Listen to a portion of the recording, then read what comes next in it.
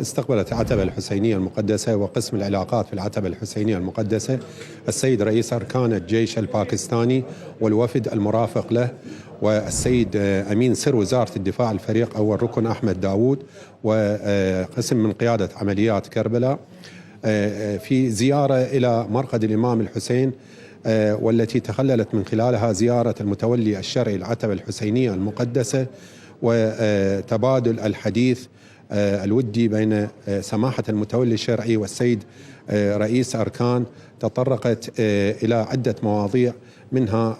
أمن وسلامة العراق وباكستان والتعاون المتبادل في حفظ الأمن بين الدولتين والتعايش السلمي الذي أكد عليه سماحة المتولي الشرعي العتبة الحسينية المقدسة سماحة الشيخ عبد المهدي الكربلائي، وأكد على توصيات سماحة المرجع الديني السيد علي السيستاني في تمديد واستمرار هذا التعايش السلمي بين الشعوب وبين البلدان.